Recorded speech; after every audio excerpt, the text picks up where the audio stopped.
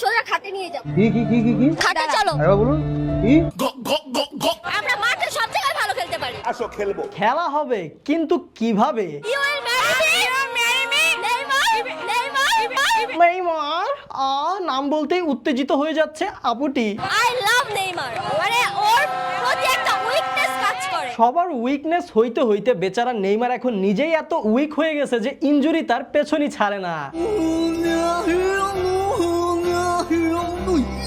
5 বাচ্চার বাপ হয়ে যাওয়ার পরেও নেইমারকে বিয়ে করার জন্য তরুণীদের লাইন পড়ে যাচ্ছে ওর পেছনে। যদি ওই 10টা বিয়ে করে, 10টা বিয়ে করার পরও যদি দেখা হয়, আমি ওকে বিয়ে করব। আর তারপর আপনি এই সময় এসে সিঙ্গেল। ছি, ধিক্কার জানাই আপনাকে।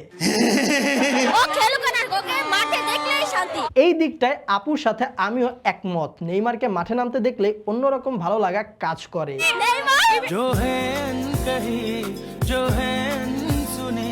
আপু মনিগুলা নেইমারের পাগলা ফ্যান, তার প্রশংসা করতেছে। নেইমার মাঠে খাটে সব জায়গায় ভালো। এটুক পর্যন্ত ঠিক ছিল, কিন্তু একটু পরেই দেখি এক আপু মনি মেসিরে নিয়ে দিছে টান। মেসি তো বুড়ো হয়ে গেছে, মেসি আর চলবে না। বুড়া হয়ে গেছে আর চলবে না, তাতেই 2 ম্যাচে 5 গোল, সেই সাথে আবার 2 ম্যাচেই ম্যান অফ দ্য ম্যাচ। ভাবেন তাইলে জোয়ান কালে এই মেসি কি কইরা আসছে। উনারা আবার দেখি গোল নিয়েও কথা বলে। দেখছেন ভিনি কি গোলটা দিছে? চলেন দেখি।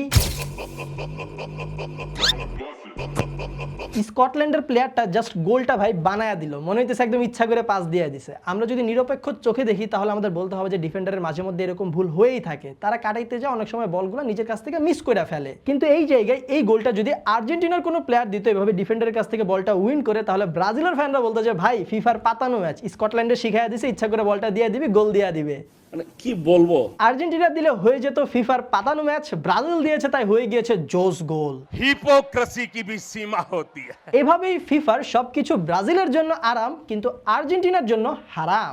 আর্জেন্টিনা মেসি ছাড়া অচল। অচল টিমটার প্লেয়ারগুলোর মধ্যে বন্ডিং, কমিউনিকেশন, পাস অ্যাকুরেসি সব থেকে ভালো, আর সচল টিমগুলোর প্লেয়াররা একজন অন্যজনকে পাসই দিতে চায় না। এভাবে যদি চলতে থাকে তাহলে অচল টিমটাই তো বিশ্বকাপটা উঁচিয়ে ধরবে।